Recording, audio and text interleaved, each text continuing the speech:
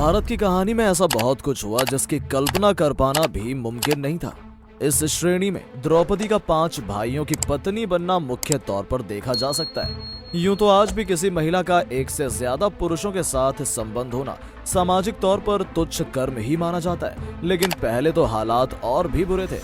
पुरुषों को तो एक से अधिक महिलाओं के साथ संबंध रखने या विवाह करने की इजाजत थी, परंतु किसी स्त्री का इस विषय में ऐसा सोचना गुनाह था।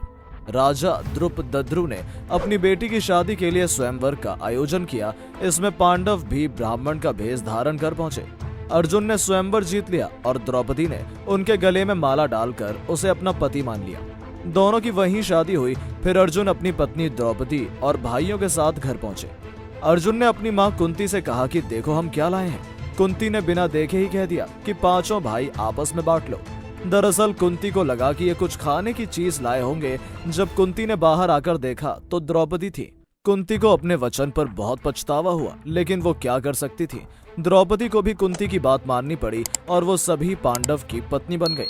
5 पांडवों से द्रौपदी का विवाह कैसे हुआ, ये बहुत लंबा किस्सा है। कहते हैं कि द्रौपदी अपने पिछले जन्म में बहुत सुंदर युवती थी। सर्वगुण संपन्न होने के कारण उसे योग्य वर नहीं मिल रहा था, इसलिए उसने भगवान शंकर की तपस्या की और तब शंकर जी प्रकट हुए। उस समय द्रौपदी ने हड़बड़ाहट में 5 वर मांगे, इसलिए उसे शिव जी के वरदान के कारण इस जन्म में 5 पति प्राप्त हुए। जब भगवान शिव ने द्रौपदी को 5 पति प्राप्त होने का वरदान दिया, तब वो भी ये जानते थे कि उसे अपने 5 पतियों के साथ पत्नी धर्म निभाने की समस्या होगी।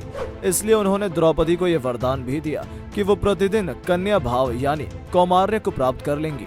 इसलिए द्रौपदी अपने 5 पतियों को कन्या भाव में ही प्राप्त हुई थी।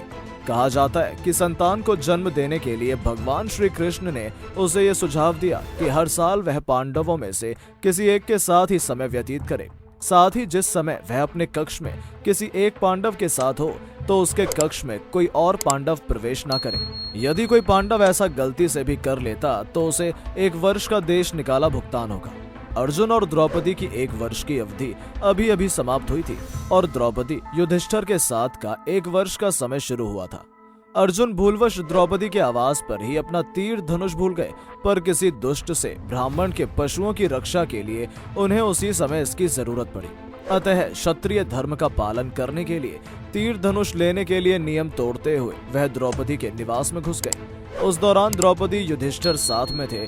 बाद में इसके दंड स्वरूप अर्जुन 1 साल के लिए राज्य से बाहर चले गए। इसी 1 साल के वनवास के दौरान अर्जुन की मुलाकात उलूपी से हुई और वह अर्जुन पर मोहित हो गई। ऐसे में वह उन्हें खींचकर अपने नागलोक में ले गई और उसके अनुरोध करने पर अर्जुन को उससे विवाह करना पड़ा। कहते हैं कि दोनों 1 वर्ष तक साथ रहे। अर्जुन और नाग कन्या उलूपी के मिलन से अर्जुन को एक वीरवार पुत्र मिला, जिसका नाम इरावान रखा गया।